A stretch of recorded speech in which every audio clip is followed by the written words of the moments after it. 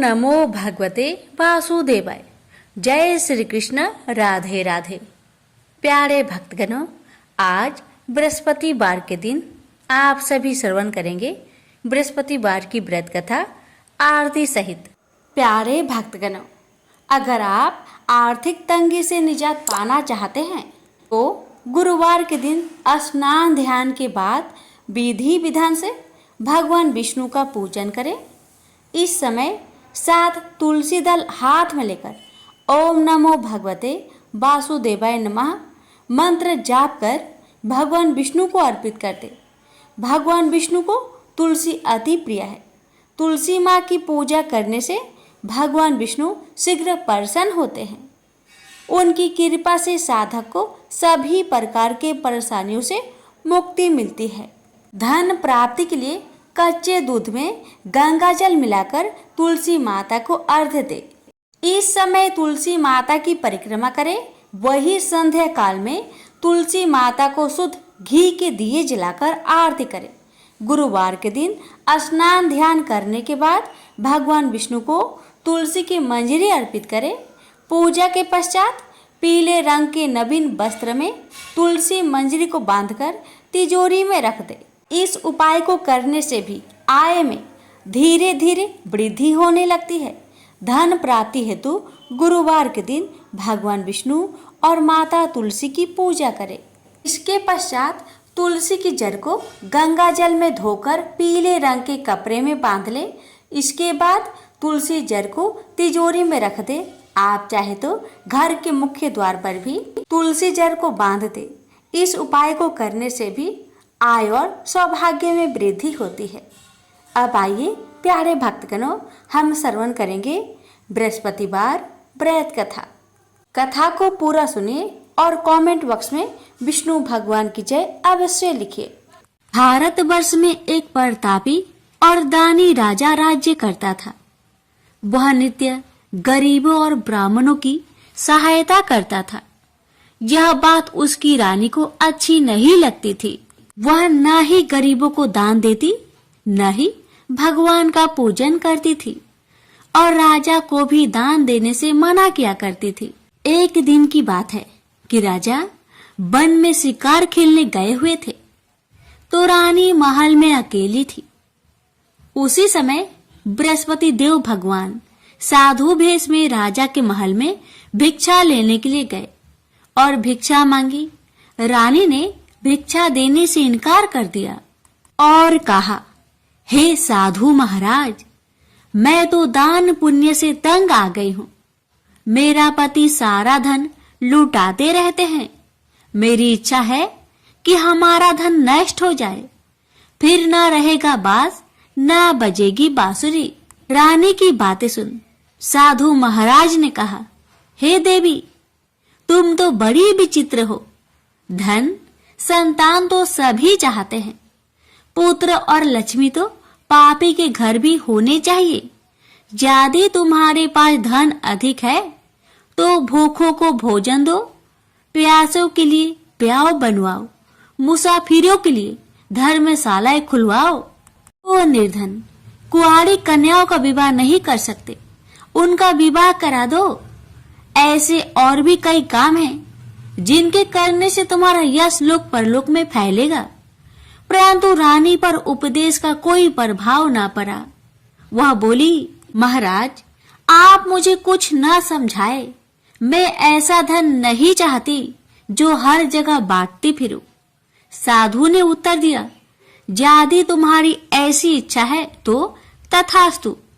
तुम ऐसा करना कि बृहस्पतिवार को घर लीपकर पीली मिट्टी से अपना सिर धोकर स्नान करना, भट्टी चढ़ाकर कपड़े धोना। ऐसा करने से आपका सारा धन नष्ट हो जाएगा। इतना कहकर वह साधु महाराज वहां से आलोप हो गए। साधु के अनुसार कई बातों को पूरा करते हुए रानी को केवल 3 बृहस्पतिवार ही बीते थे कि उसकी समस्त धन संपत्ति नष्ट हो गई। भोजन के लिए राजा का परिवार तरसने लगा। तब एक दिन राजा ने रानी से बोला कि हे रानी, तुम यहीं रहो, मैं दूसरे देश को जाता हूँ, क्योंकि यहाँ पर सभी लोग मुझे जानते हैं, इसलिए मैं कोई छोटा कार्य नहीं कर सकता। ऐसा कहकर राजा परदेश चला गया। वहां वह जंगल से लकड़ी काट कर लाता और शहर में बेचता। इस तरह वह अपना जीवन व्यतीत करने लगा। इधर राजा के प्रदेश जाते ही रानी और दासी दुखी रहने लगी। एक बार जब रानी और दासी को 7 दिन तक बिना भोजन के रहना पड़ा, तो रानी ने अपनी दासी से कहा, हे दासी, पासी के नगर में मेरी बहन रहती है, वह बड़ी धनवान है, तू उसके पास जा और कुछ ले आ, ताकि थोड़ी गुजर बसर हो जाए। दासी रानी की बहन के पास गई, लेकिन उस दिन गुरुवार का दिन था और रानी की बहन बृहस्पतिवार का व्रत करती थी। उस समय व्रत पूजन करके वह बृहस्पति भगवान की कथा सुन रही थी। दासी ने रानी की बहन को अपनी रानी का संदेश दिया, लेकिन रानी की बड़ी बहन ने कोई उत्तर नहीं दिया। जब दासी को रानी की बहन से कोई उत्तर नहीं मिला, तो उसे बहुत दुख हुआ, साथ ही साथ उसे क्रोध भी आया। दासी ने वापस जाकर रानी को सारी बात बता दी। रानी ने सुनकर अपने भाग्य को कोसा। उधर रानी की बहन ने सोचा कि मेरी बहन की दासी आई थी, परंतु मैं उससे नहीं बोली, इससे उसे बहुत दुख लगी होगी। कथा सुनकर और पूजन समाप्त करके वह अपनी बहन के घर गई और कहने लगी, हे बहन, मैं बृहस्पतिवार का व्रत कर रही थी, तुम्हारी दासी मेरे घर आई थी, परंतु जब तक कथा होती है तब तक ना तो उठते हैं और ना ही बोलते हैं, इसलिए मैं नहीं बोली। कहो दासी, क्यों गई थी? रानी बोली, बहन, तुमसे क्या छिपाऊं, हमारे घर में खाने तक को अनाज नहीं था। ऐसा कहते कहते रानी की आंखें भर आई। उसने दासी समेत पिछले 7 दिनों से भूखे रहने तक की बात अपनी बहन को विस्तार पूर्वक बताई। रानी की बहन बोली, देखो बहन, भगवान बृहस्पति देव सबकी मनोकामना को पूर्ण करते हैं। देखो, शायद तुम्हारे घर में अनाज रखा हो। पहले तो रानी को विश्वास नहीं हुआ, पर बहन के आग्रह करने पर उसने अपनी दासी को अंदर भेजा, तो उसे सचमुच अनाज से भरा हुआ एक घड़ा मिल गया। यह देखकर दासी को बड़ी हैरानी हुई। दासी ने रानी से कहा, हे रानी, जब आपको भोजन नहीं मिलता तो हम क्या करते हैं? व्रत ही तो करते हैं, इसलिए क्यों ना इनसे व्रत और कथा की विधि पूछ ली जाए, ताकि हम भी व्रत कर सके। तब रानी ने अपनी बहन से बृहस्पतिवार के व्रत के बारे में पूछा। उसकी बहन ने बताया, बृहस्पतिवार के दिन व्रत में चने की दाल और मुनक्का से विष्णु भगवान का केले की जड़ में पूजन करे तथा दीपक जलाए, व्रत कथा सुने और पीला भोजन ही करे। इससे बृहस्पति देव प्रसन्न होते हैं। व्रत और पूजन विधि बताकर रानी की बहन अपने घर को लौट गई। 7 दिन के बाद जब गुरुवार आया तो रानी और दासी ने व्रत रखा। घुड़सार में जाकर चना और गुड़ लेकर आई। फिर उससे केले की जड़ तथा विष्णु भगवान का पूजन किया। अब पीला भोजन कहाँ से आए, इस बात को लेकर दोनों बहुत दुखी थे। चूंकि उन्होंने व्रत रखा था, इसलिए बृहस्पति देव उनसे प्रसन्न थे। इसलिए वे एक साधारण व्यक्ति का रूप धारण करके 2 थालों में सुंदर पीला भोजन दासी को दे गए। भोजन पाकर दासी प्रसन्न हुई और फिर रानी के साथ मिलकर भोजन ग्रहण किया। उसके बाद वे सभी गुरुवार का व्रत और पूजन करने लगे। बृहस्पति भगवान की कृपा से उनके पास फिर से धन संपत्ति आ गई, परंतु रानी फिर से पहले की तरह आलस्य करने लगी। तब दासी बोली, देखो रानी, तुम पहले भी इस प्रकार आलस्य करती थी। तुम्हें धन रखने में कष्ट होता था, इस कारण सभी धन नष्ट हो गया। और अब जब भगवान बृहस्पति की कृपा से धन मिला है तो तुम्हें फिर आलस्य होता है। रानी को समझाते हुए दासी कहती है कि बड़ी मुसीबतों के बाद हमने यह धन पाया है, इसलिए हमें दान पुण्य करना चाहिए, भूखे मनुष्य को भोजन कराना चाहिए और धन को शुभ कार्यों में खर्च करना चाहिए, जिससे तुम्हारे कुल का यश बढ़ेगा, स्वर्ग की प्राप्ति होगी और पितर प्रसन्न होंगे। दासी की बात मानकर रानी अपना धन शुभ कार्यों में खर्च करने लगी, जिससे पूरे नगर में उसका यश फैलने लगा। बृहस्पतिवार व्रत कथा के बाद श्रद्धा के साथ आरती की जानी चाहिए। इसके बाद प्रसाद बांटकर उसे ग्रहण करना चाहिए। एक दिन राजा दुखी होकर जंगल में एक पेड़ के नीचे आसन जमाकर बैठ गया। वह अपनी दशा को याद करके व्याकुल होने लगा। बृहस्पतिवार का दिन था। एकाएक उसने देखा कि निर्जन वन में एक साधु प्रकट हुए। साधु भेष में स्वयं भगवान बृहस्पति थे। लकड़हारे के सामने आकर बोले, हे लकड़हारे, सुनसान जंगल में तू चिंता मग्न क्यों बैठा है? लकड़हारे ने दोनों हाथ जोड़कर प्रणाम किया और उत्तर दिया, हे महात्मा जी, आप सब कुछ जानते हैं, मैं क्या कहूँ? यह कहकर रोने लगा और साधु को अपनी आत्मकथा सुनाई। महात्मा जी ने कहा, तुम्हारी स्त्री ने बृहस्पति के दिन बृहस्पति भगवान का निरादर किया था, जिसके कारण रुष्ट होकर उन्होंने तुम्हारी यह दशा कर दी। अब तुम चिंता को दूर करके मेरे कहने पर चलो तो तुम्हारे सब कष्ट दूर हो जाएंगे और भगवान पहले से भी अधिक संपत्ति देंगे। तुम बृहस्पति के दिन कथा किया करो। 2 पैसे के चने मुनक्का लाकर उसका प्रसाद बनाओ और शुद्ध जल से लोटे में शक्कर मिलाकर अमृत तैयार करो। कथा के पश्चात अपने सारे परिवार और सुनने वाले प्रेमियों में अमृत व प्रसाद बांटकर आप भी ग्रहण करो। ऐसा करने से भगवान तुम्हारी सब मनोकामनाएं पूरी करेंगे। साधु के ऐसे वचन सुनकर लकड़हारा बोला, हे प्रभु, मुझे लकड़ी बेचकर इतना पैसा नहीं मिलता जिससे भोजन के उपरांत कुछ बचा सकूं। मैंने रात्रि में अपनी स्त्री को व्याकुल देखा है। मेरे पास कुछ भी नहीं जिससे मैं उसकी खबर मंगा सकूं। साधु ने कहा, हे लकड़हारे, तुम किसी बात की चिंता मत करो। बृहस्पति के दिन तुम रोजाना की तरह लकड़ियां लेकर शहर को जाओ। तुमको रोज से दुगुना धन प्राप्त होगा, जिससे तुम भली भांति भोजन कर लोगे तथा बृहस्पति देव की पूजा का सामान भी आ जाएगा। इतना कहकर साधु महाराज अंतर्ध्यान हो गए। धीरे धीरे समय व्यतीत होने पर फिर वही बृहस्पतिवार का दिन आया। लकड़हारा जंगल से लकड़ी काटकर किसी शहर में बेचने गया। से उस दिन और दिन से अधिक पैसा मिला। राजा ने चना, गुड़ आदि लाकर गुरुवार का व्रत किया। उस दिन से उसके सभी कलेश दूर हो गए। परंतु जब दोबारा गुरुवार का दिन आया तो बृहस्पतिवार का व्रत करना भूल गया।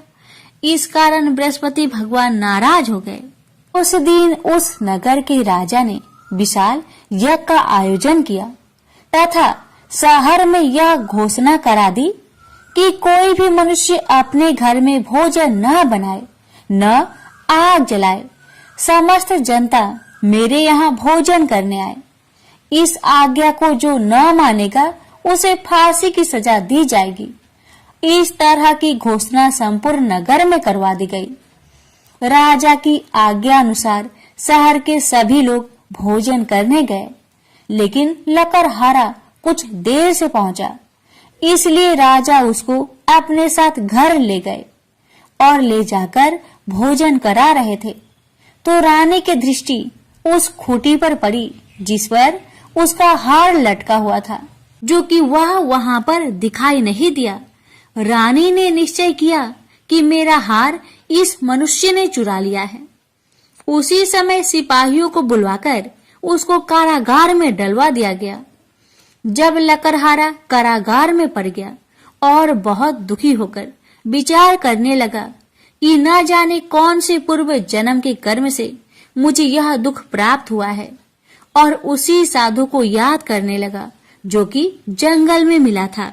उसी समय तत्काल बृहस्पति देव साधु के रूप में प्रकट हुए और उसकी दशा को देखकर कहने लगे, अरे मूर्ख, तूने बृहस्पति देव की कथा नहीं करी, इस कारण तुझे दुख प्राप्त हुआ है। अब चिंता मत कर, बृहस्पतिवार के दिन कारागार के दरवाजे पर तुझे 4 पैसे परे मिलेंगे। इनसे तू बृहस्पति देव की पूजा करना, तेरे सभी कष्ट दूर हो जाएंगे। बृहस्पति के दिन उसे 4 पैसे मिले। लकड़हारे ने कथा कही। उसी रात्रि को बृहस्पति देव ने उस नगर के राजा को सपने में कहा, हे राजा, तुमने जिस आदमी को कारागार में बंद किया है वह निर्दोष है, वह राजा है, उसे छोड़ देना। रानी का हार उसी खूंटी पर लटका है, अगर तू ऐसा नहीं करेगा तो मैं तेरे राज्य को नष्ट कर दूंगा। इस तरह रात्रि के सपने को देखकर राजा प्रातःकाल उठा और खूंटी पर हार देकर लकड़हारे को बुलाकर क्षमा मांगी तथा लकड़हारे को योग सुंदर वस्त्र आभूषण देकर विदा कर दिया। बृहस्पति देव की आज्ञा अनुसार लकड़हारा अपने नगर को चल दिया। राजा जब अपने नगर के निकट पहुंचा तो उससे बड़ा आश्चर्य हुआ। नगर में पहले से अधिक बाग, तालाब, कुएं तथा बहुत सी धर्मशाला, मंदिर आदि बन गई है। राजा ने पूछा, यह किसका बाग और धर्मशाला है? तब नगर के सब लोग कहने लगे, यह सब रानी और बांदी के हैं। तो राजा को आश्चर्य हुआ और गुस्सा भी आया। जब रानी ने यह खबर सुनी कि राजा आ रहे हैं तो उन्होंने बांदी से कहा कि हे दासी, देख, राजा हमको कितनी बुरी हालत में छोड़कर गए थे। हमारी ऐसी हालत देखकर वह लौट न जाए, इसलिए तू दरवाजे पर खड़ी हो जा। आज्ञा अनुसार दासी दरवाजे पर खड़ी हो गई। राजा आए तो उन्हें अपने साथ ले आई। तब राजा ने क्रोध करके अपनी रानी से पूछा कि यह धन तुम्हें कैसे प्राप्त हुआ है? तब उन्होंने कहा, हमें यह सब धन बृहस्पति देव की व्रत के प्रभाव से प्राप्त हुआ है। राजा ने निश्चय किया कि 7 रोज बाद तो सभी बृहस्पति देव का पूजन करते हैं, परंतु मैं प्रतिदिन दिन में 3 बार कहानी तथा रोज व्रत किया करूंगा। अब हर समय राजा के दुपट्टे में चने की दाल बंधी रहती था। दिन में 3 बार कहानी कहता। एक रोज राजा ने विचार किया कि चलो अपनी बहन के यहाँ हो आए। इस तरह निश्चय कर राजा घोड़े पर सवार हो अपनी बहन के यहाँ को चलने लगा। मार्ग में उसने देखा कि कुछ आदमी एक मुर्दे को ले जा रहे हैं। उन्हें रोककर राजा कहने लगे, अरे भाइयों, मेरी बृहस्पति देव की कथा सुन लो। वे बोले, लो, हमारा तो आदमी मर गया है, इसको अपनी कथा की पड़ी है। परंतु कुछ आदमी बोले, अच्छा कहो, तुम्हारी बृहस्पति भगवान की कथा भी सुनेंगे। राजा ने दाल निकाली और जब कथा आदि हुई कि मुर्दा हिलने लग गया, और जब कथा समाप्त हो गई तो राम राम करके मनुष्य उठकर खड़ा हो गया। अब आगे मार्ग में उसे एक किसान खेत में हल चलाता मिला। राजा ने उसे देख उससे बोला, अरे भाई, तुम मेरी बृहस्पतिवार की कथा सुन लो। किसान बोला, जब तक मैं तेरी कथा सुनूंगा तब तक 4 हरैया जोत लूंगा। जा अपनी कथा किसी और को सुनाना। इस तरह राजा आगे चलने लगा। राजा के हटते ही बैल पछाड़ खाकर गिर गया तथा किसान के पेट में बड़ी जोर का दर्द होने लगा। उस समय उसकी माँ रोटी लेकर आई। उसने जब यह देखा तो अपने पुत्र से सब हाल पूछा और बेटे ने भी सभी हाल कह दिया।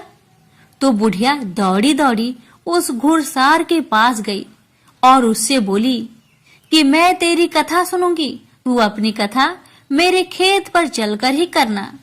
राजा ने बुधिया के खेत पर जाकर कथा कही, जिसके सुनते ही वह बैल उठ खड़ा हुआ तथा किसान के पेट का दर्द भी बंद हो गया। राजा अपनी बहन के घर पहुंचा। बहन ने भाई की खूब मेहमानी की।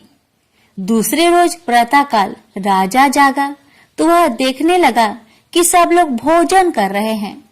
राजा ने अपनी बहन से कहा, ऐसा कोई मनुष्य है जिसने भोजन नहीं किया हो? मेरी बृहस्पतिवार की कथा सुन ले।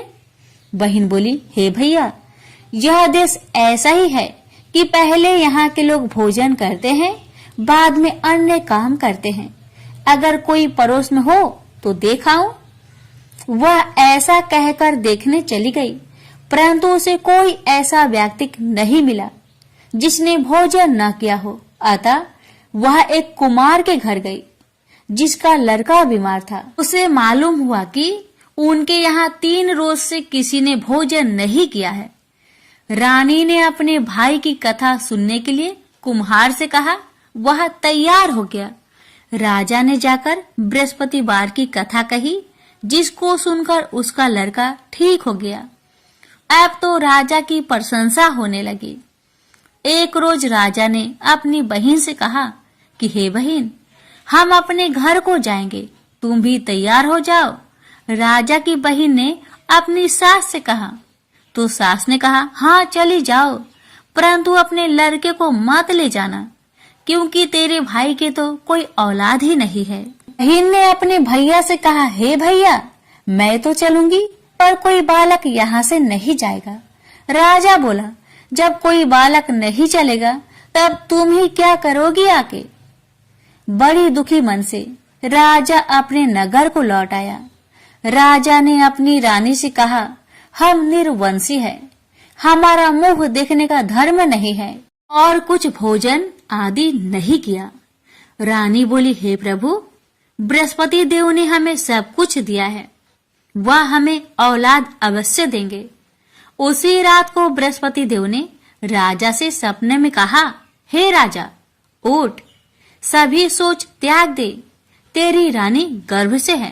राजा यह बात सुनकर बहुत प्रसन्न हुआ और 9वें महीने में रानी के गर्भ से एक सुंदर पुत्र पैदा हुआ। तब राजा बोला, हे रानी, स्त्री बिना भोजन के रह सकती है, पर बिना कहे नहीं रह सकती। जब मेरी बहन आवे तुम उसे कुछ मत कहना। रानी ने सुनकर हाँ कर दिया। जब राजा की बहन ने यह शुभ समाचार सुना तो वह बहुत खुश हुई तथा बधाई लेकर अपने भाई के यहाँ आई। तभी रानी ने कहा, घोड़ा चढ़कर तो नहीं आई, गधा चढ़ी आई। राजा की बहन बोली, भाभी, मैं इस प्रकार न कहती तो तुम्हें औलाद कैसे मिलती? बृहस्पति देव ऐसे ही हैं, जैसी जिसके मन में कामनाएं हैं सभी को पूर्ण करते हैं। जो सद्भावना पूर्वक बृहस्पतिवार का व्रत करता है एवं कथा को पढ़ता अथवा सुनता है, दूसरों को सुनाता है, बृहस्पति देव उसकी सभी मनोकामना पूर्ण करते हैं। भगवान बृहस्पति देव उसकी सदैव रक्षा करते हैं। संसार में जो मनुष्य सद्भावना से भगवान जी का पूजन व्रत सच्चे हृदय से करते हैं, उनकी सभी मनोकामनाएं पूर्ण करते हैं। जैसे सच्ची भावना से रानी और राजा ने उनकी कथा का गुणगान किया तो उनकी सभी इच्छाएं बृहस्पति देव जी ने पूर्ण की थी। इसलिए पूर्ण कथा सुनने के बाद प्रसाद लेकर जाना चाहिए। हृदय से उसका मनन करते हुए जयकारा बोलना चाहिए। बोलिए बृहस्पति देव की जय, विष्णु भगवान की जय। प्राचीन काल में एक ब्राह्मण रहता था। वह बहुत निर्धन था। उसके कोई संतान नहीं थी। उसकी स्त्री बहुत मलिनता के साथ रहती थी। वह स्नान न करती। इससे ब्राह्मण देवता बड़े दुखी थे। बेचारे बहुत कुछ कहते थे, किंतु उसका कुछ परिणाम न निकला। भगवान की कृपा से ब्राह्मण की स्त्री के कन्या रूपी रत्न पैदा हुआ। कन्या बड़ी होने पर प्रता स्नान करके विष्णु भगवान का जाप हुआ। बृहस्पतिवार का व्रत करने लगी। अपने पूजन पाठ को समाप्त करके विद्यालय जाती तो अपनी मुट्ठी में जौ भर के ले जाती और पाठशाला के मार्ग में डालती जाती।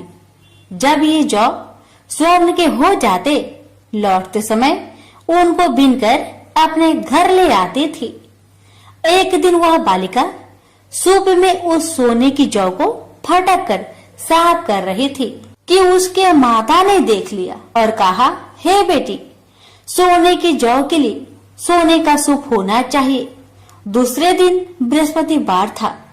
इस कन्या ने व्रत रखा और बृहस्पति देव से प्रार्थना करके कहा, मैंने आपकी पूजा सच्चे मन से की हो तो मेरे लिए सोने की सूप दे दो। बृहस्पति देव ने उसकी प्रार्थना स्वीकार कर लिए। रोजाना की तरह वह कन्या जौ फैलाती हुई जाने लगी। जब लौटकर जौ बीन रही थी तो बृहस्पति देव की कृपा से सोने का सूप मिला। उसे वह घर ले आई और उसमें जौ साफ करने लगी, परंतु उसकी माँ का वही ढंग रहा। एक दिन की बात है कि वह कन्या सोने के सूप में जौ साफ कर रही थी।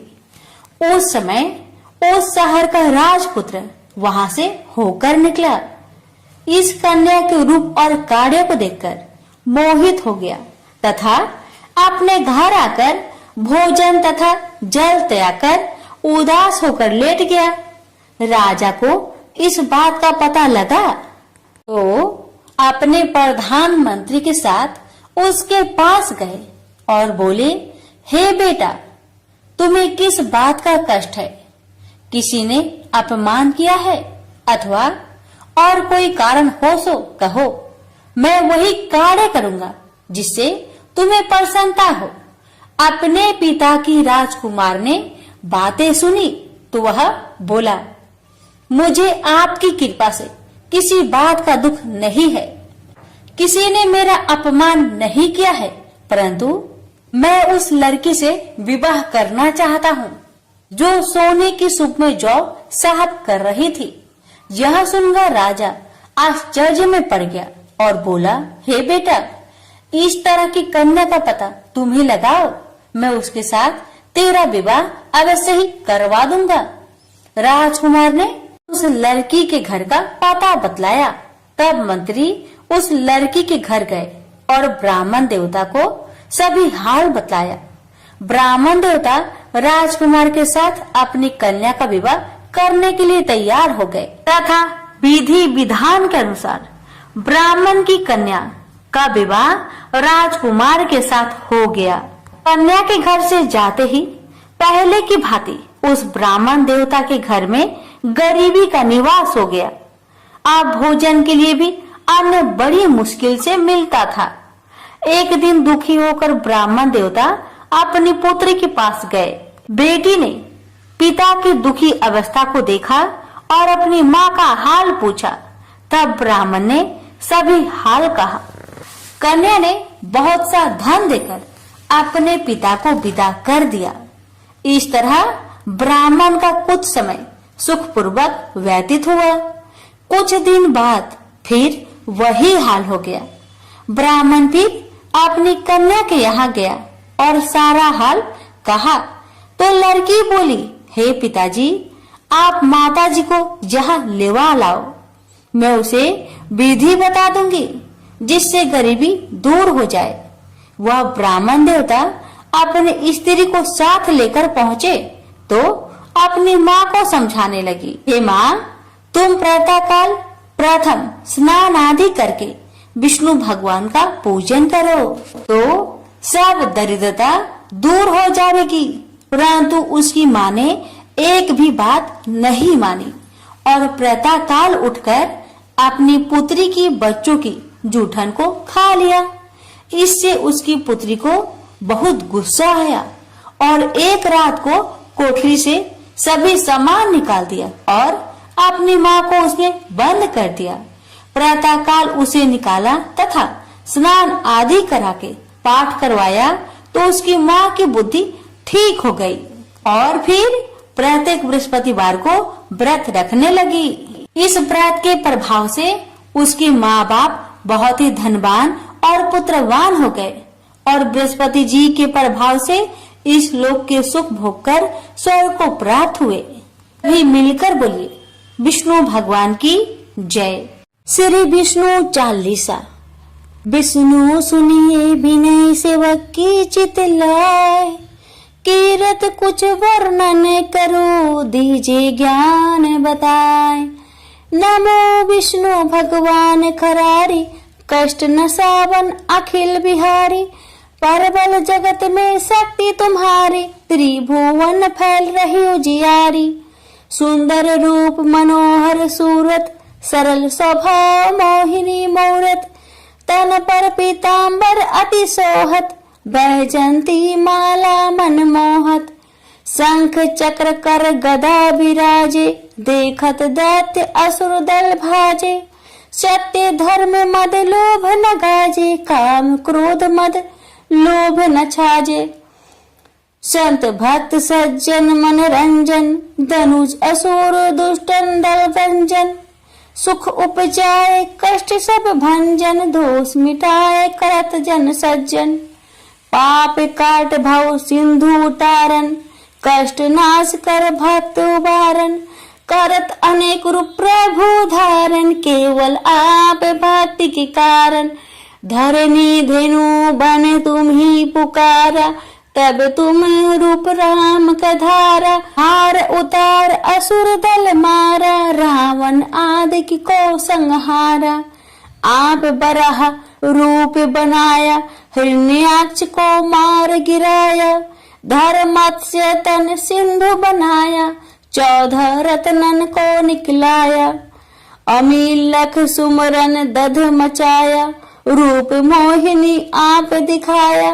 देवन को अमृत पान कराया, असुरन को छवि से बहलाया। कुर्म रूप धर सिंधु मझाया, मंदराचल गिरि तुरंत उठाया। शंकर का तुम फंद चुराया, भस्मासुर को रूप दिखाया। ईदन को जब असुर डुबाया, कर प्रबंध उन्हें ढूंढवाया। मोहित बनकर खल ही नचाया, उस ही कर से भस्म कराया।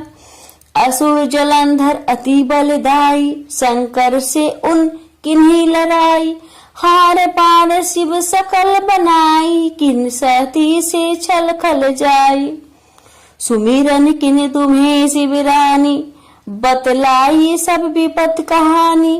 तब तुम बने मुनीश्वर ज्ञानी, वृंदा की सब सुरति भुलानी।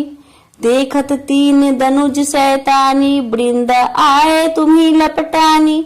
हो स्पर्श धर्म क्षति मानी, हाना असुर और शिव शैतानी।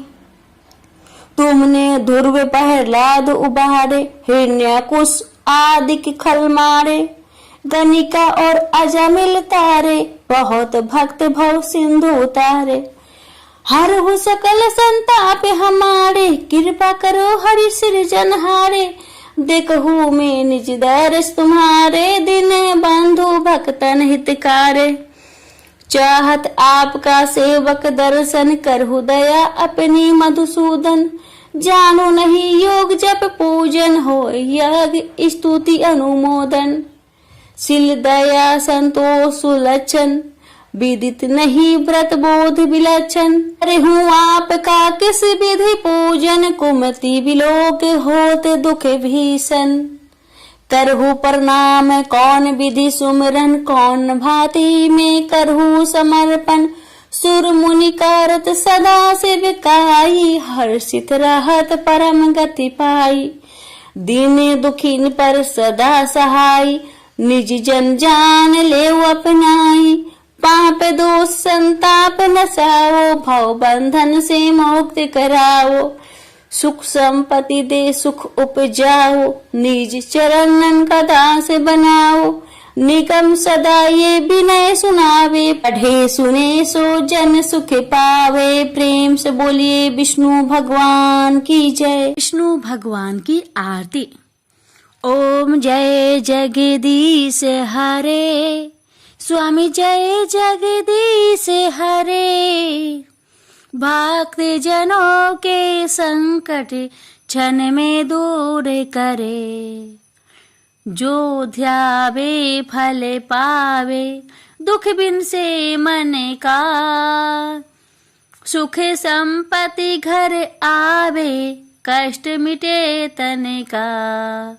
ओम जय जगदीश हरे। माता पिता तुम मेरे, शरण गहूँ किसकी। तुम्हें बिनु और न दूजा, आस करूँ जिसकी।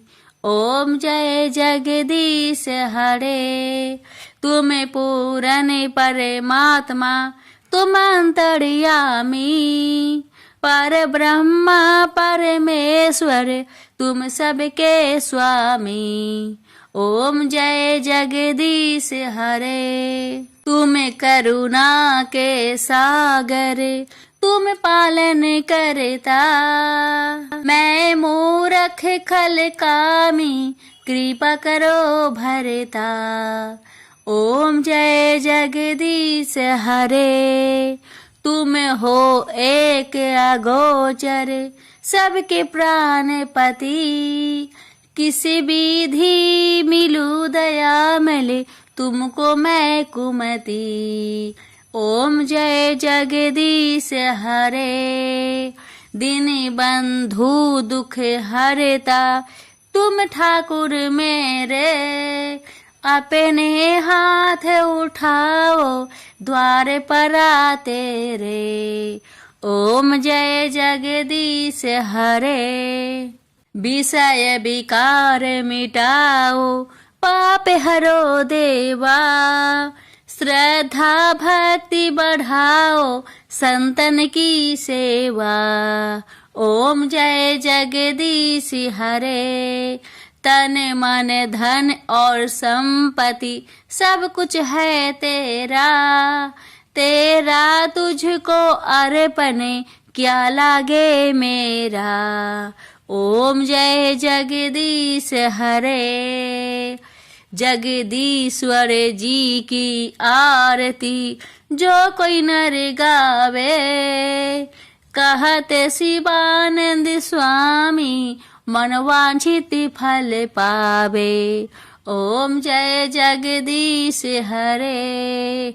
ओम जय जगदीश हरे। प्रेम से बोलिए जगदीश भगवान की जय। गुरुवार व्रत की आरती। ओम जय बृहस्पति देवा, जय बृहस्पति देवा। छिनी छिनी भोग लगाओ, कदली फल मेवा। ओम जय बृहस्पति देवा।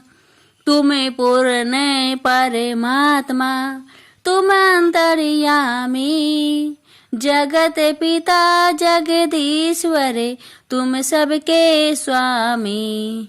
ओम जय बृहस्पति देवा। चरणामृति निज निर्मल, सब पातक हरता। सकल मनोरथ दायक, कृपा करो भरता। ओम जय बृहस्पति देवा। तन मन धन अर्पण करे, जो जन शरण परे।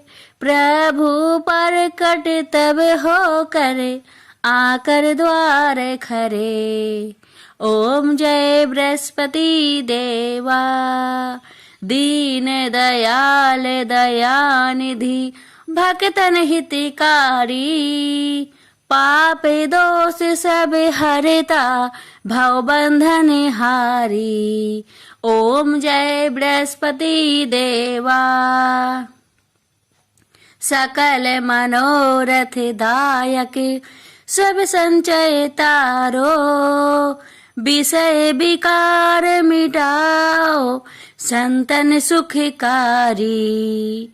ओम जय बृहस्पति देवा। जो कोई आरती तेरी, प्रेम सहित गावे। ज्येष्ठानंद बंद सो निश्चय पावे।